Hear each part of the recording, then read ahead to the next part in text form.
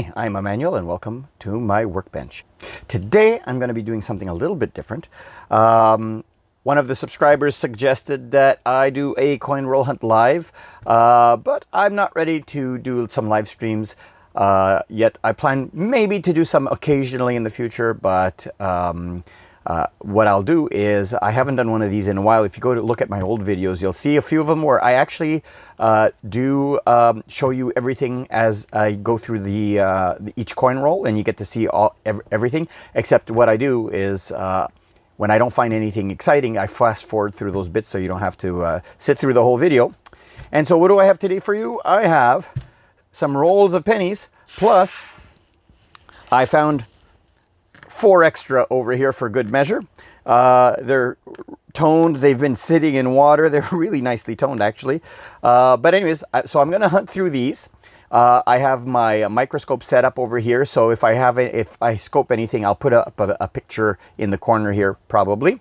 And yeah, so let's go to the intro, and I'll show you my coin book, and then we'll get started.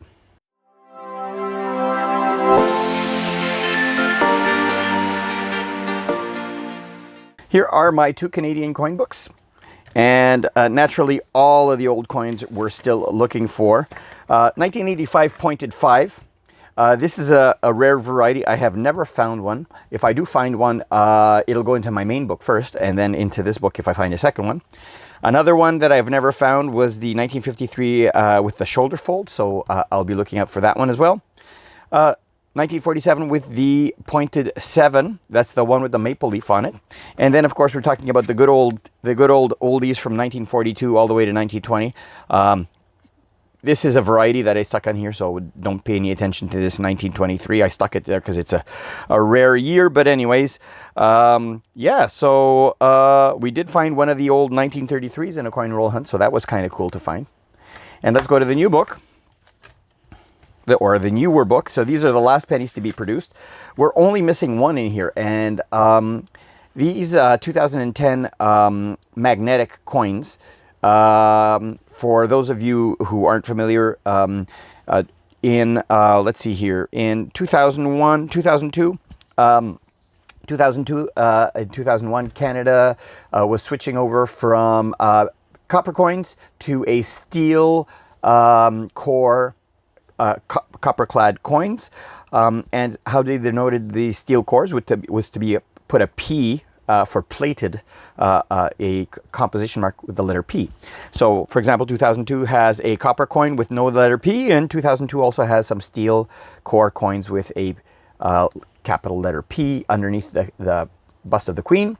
And the way to tell them apart is to use a magnet, and the steel core ones are magnetic, and the ones that don't have a steel core are not. And so what I am missing is the magnetic version of the 2010, which it's an NIFC, so it's not intended for circulation. It was included in mint sets, so I don't expect to find them, but that is a hole in the book.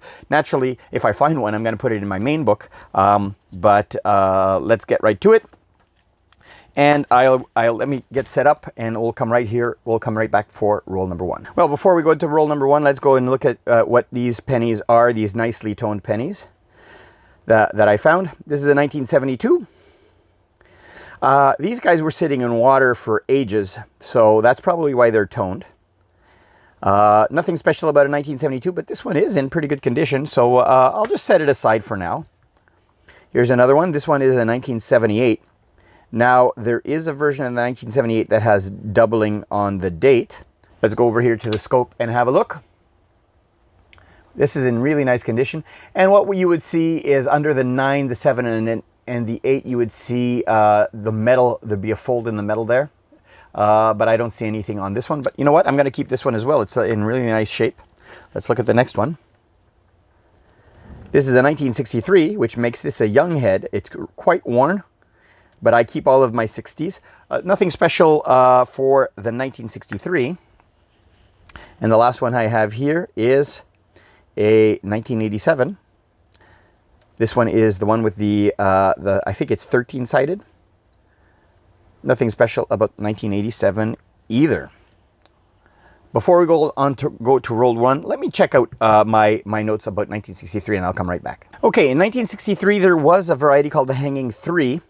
The Hanging Three is a result of a die clash where when they struck when the queen's side was struck, there was more pressure, and her chin would be pushed out through this side, and you would actually see.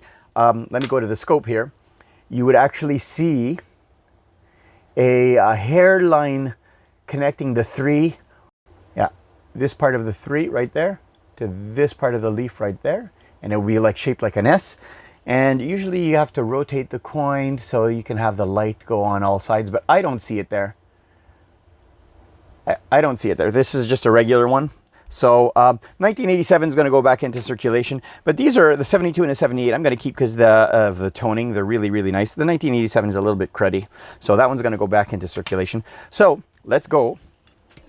As I sit down in my chair, let's go to roll number one. And let's see what I got. So the bank was kind enough to give me these pennies when I asked them if they had anything strange or unusual. Pennies, large coins, old bills. And most of the time they say no, but sometimes they say yes. Now, since Canada doesn't have any pennies anymore, a lot of Canadians do set aside, cash in their U.S. pennies as well. So I'll probably find a lot of U.S. pennies. There's one over here. I'll set it aside, and I'll go through the pile over here. So normally, what I do is very quickly for pennies is I go through the pennies very quickly, see if I can find any young heads. So those are the ones that are 1963 or 64 and older, and pull those out right away. Here's a 64. See, young head right over here. Right? And I set those aside because they're easy to find. I set aside all of the Americans as well that I might find. So that's step one. I'll be a little bit more extensive in my information for the first roll, but as I go through the other rolls, I will probably not talk so much. So here we go. In 2013, no mint mark, so that's a Philadelphia. 1979 Denver. 1980 Philadelphia. We have a 1993 Denver. 1967, no mint mark on this one. So that's probably Philadelphia, but I think in 67 they only had Philadelphias, if I'm right. And a 1999 D, so that's kind of cool. So let me set these aside over here. So nothing, I looked at my little cheat sheet, and there's nothing significant to find about 1964. But I keep them because they're the young head, just because they're old, and that's the only reason I keep them. So then, step two. What I do is I get my magnet. I have this little teeny tiny fridge magnet, and I separate the magnetic coins from the non-magnetic coins very simply. I tap each coin with the magnet, and if they stick, they're one of the more modern steel coins, steel core coins.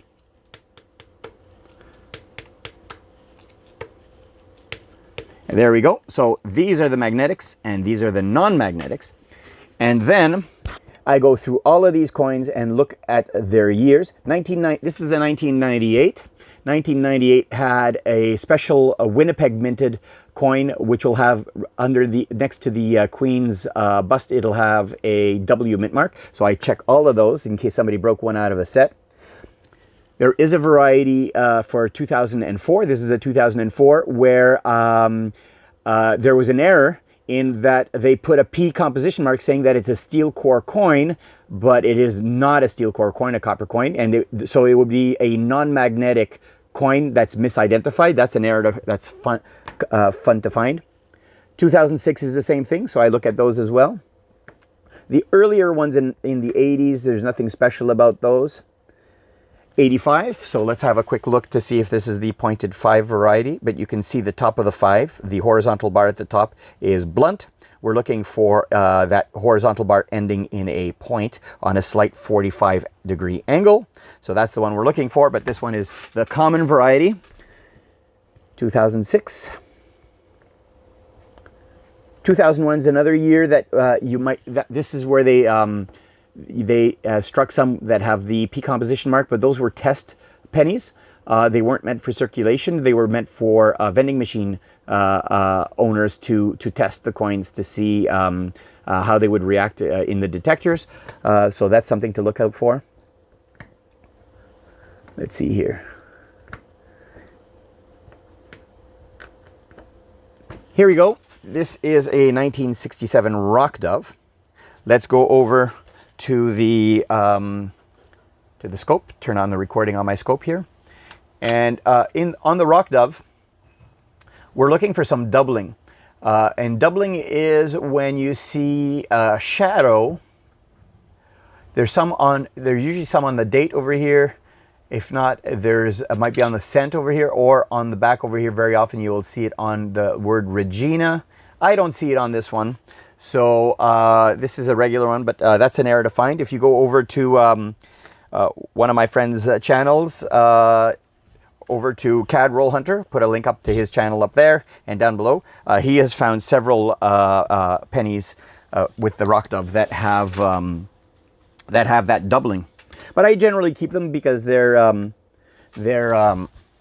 fun to collect. People like them because it's different. Here's another 85. This one is not anything special. 82, 2000, 98. No W mint mark. 2003, neither. 2010, non-magnetic. That's the 2010 is the common non-magnetic year that I was mentioning earlier. We would like to go, when I go and examine the magnetic ones, it would be great to see one in there. 1979, I'll set that one aside because 1979 also is one of those coins that has doubling. So let me start the recording on my scope. And let's go look at the scope over here. And I'm looking for doubling on the 1, the 7, and the 9. I don't see anything there. They're quite common. So let's go over here to the magnetic ones. And what do we have? So 2003, this one has the P composition mark. Just like the non-magnetic ones, they've made errors on some of these when they were minting them, where they're magnetic and should have a P composition mark. The P composition mark looks like this. Here's the P underneath the Queen. But they made an error and they put a magnetic coin and struck it with the obverse without the P composition mark. So those are things to find. And later on, when all coins were steel core and they stopped making them, there's a transitional year as well, but they put the Royal Canadian Mint logo on them. So 2006 is one of those years. I do have a 2006 here that has no mint mark, and a 2006 that has a mint mark. Let me see if I can find one quickly here. Two 2006s, and this one has no composition mark, no mint mark, and it is non-magnetic. And then this one has the Royal Canadian Mint mark, and it is magnetic. So that's two varieties. And there's also the very rare 2006 with a letter P on it. And that one it's highly sought after. I've never found one. I'm looking for that one. 2009, 2008, these are commonly magnetic. Here's a 2003. It has the P composition mark. So there we go. That is the end of the first roll. Let me just, normally I would count these pennies and put them back in the roll. But since I am recording for expediency's sake, I will just set these aside and we'll go straight into roll number 2. And this time now I will zoom through them and you'll know what I'll be doing when I do them. And I will fast forward the video and bring you in when I find something of interest.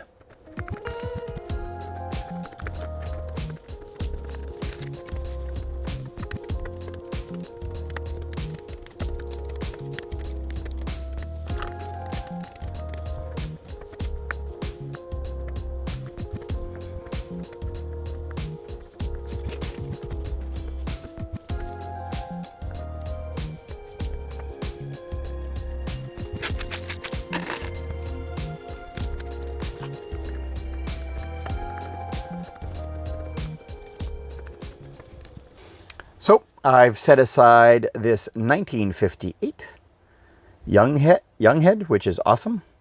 Great to find one in the 50s.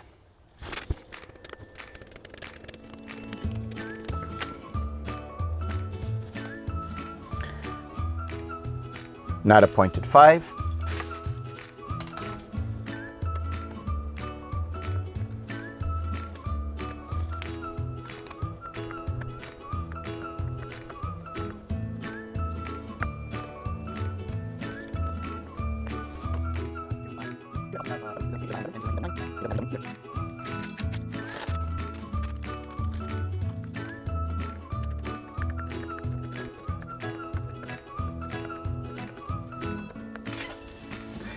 One more American in this roll, 1973 Denver.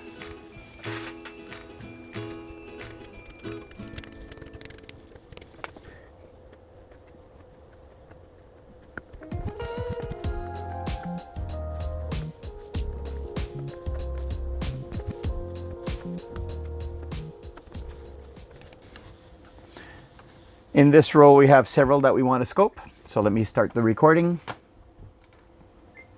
Here we go. First one, 1979. Nothing. And nothing on that one. Nothing on that one. 1985, we're looking for the pointed 5. That is not it. And a 78 really beat up, but I don't see any doubling on that one. 3 more rolls to go.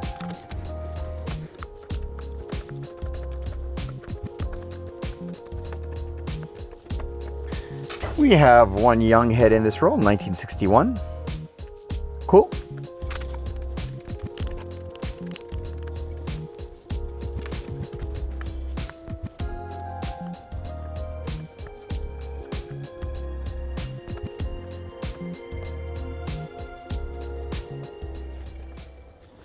So we have 4 more to look under the scope here.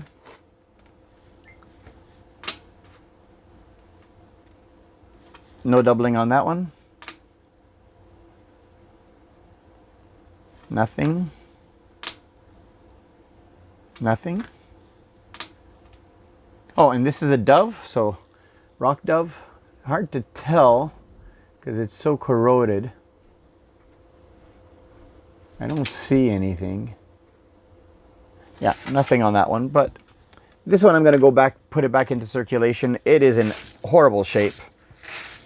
No point in keeping it. If somebody else finds it and wants to keep it, they're free to find it. Probably will end up getting sent to the mint to get destroyed and melted down for its copper value. I've been asked, do I keep coins for their copper value? I just don't, because I don't have the storage. And until Canada passes a law that says that we're allowed to melt down Canadian currency, presently we have defacing laws. We're not allowed to destroy or deface Canadian currency, and so we can't melt down any Canadian silver coinage, can't melt down any Canadian copper coinage for the copper content. That would be illegal, and so I can't be bothered to keep them. And so, you know, if somebody else picks them up, by all means, but it's not my cup of tea.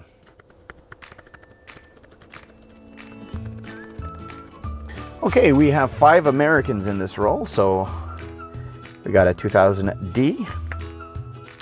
We have a Shield Scent 2013 D. We have 96 D. 1999 Denver.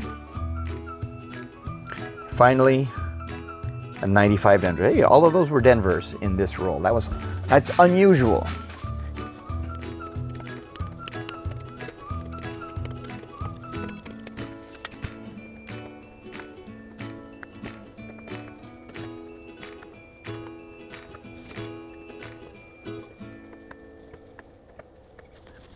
Only one to scope on this one. It's damaged, but I don't see any doubling.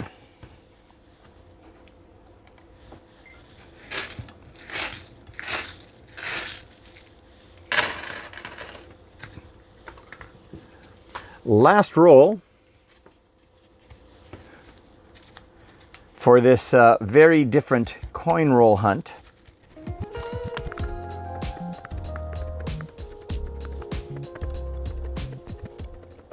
Well, we have 5 young heads in this one.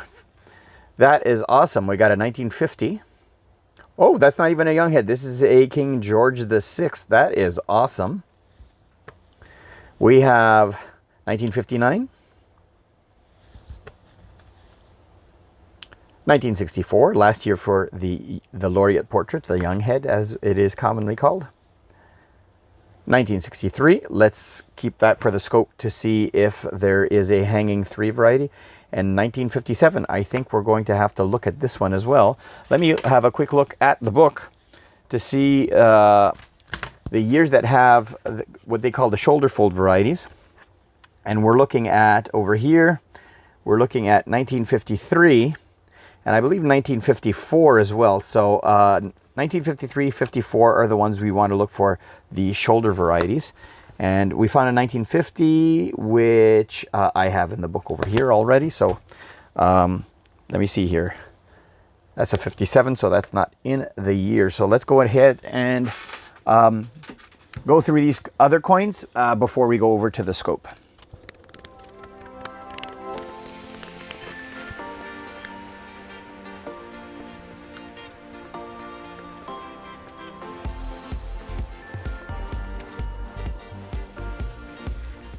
Okay, let's go to the scope.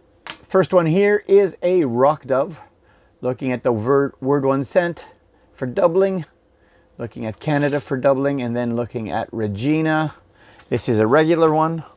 It's in good condition, so I will keep it. Here is the 1963, where we're going to be looking for the hanging 3 variety. It's pretty corroded. I'll still keep it, however, but yeah, the no hanging 3 on that one.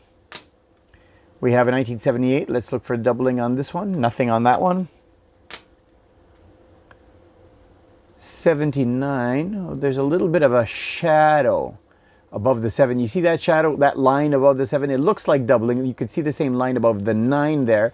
And on the bottom leg of the 9 right there, you can see that little shadow. That's what doubling looks like. However, the coin is very reflective, and when you rotate it 90 degrees, those shadows go away. But when you're looking for doubling, you see those kind of shadows like that, which means it's just extra metal on the coin on that part. And when you rotate them, when you rotate the coin, it doesn't disappear. So in this case, it's just a very lustrous coin, and what you were seeing was just a shadow created by the 7. So this one doesn't have any doubling, unfortunately.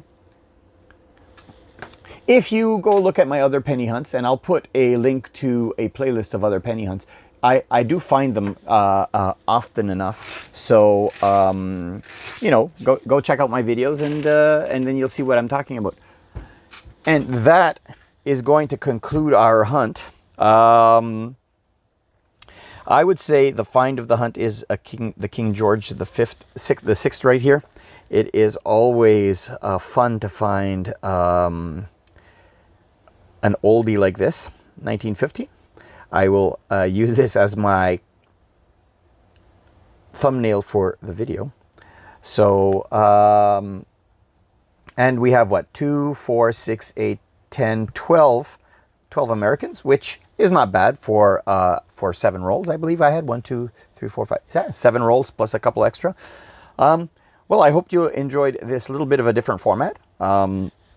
I'm not used to, I don't script my videos, so I usually go, you know, train of thought, whatever, or train of consciousness when I speak on these.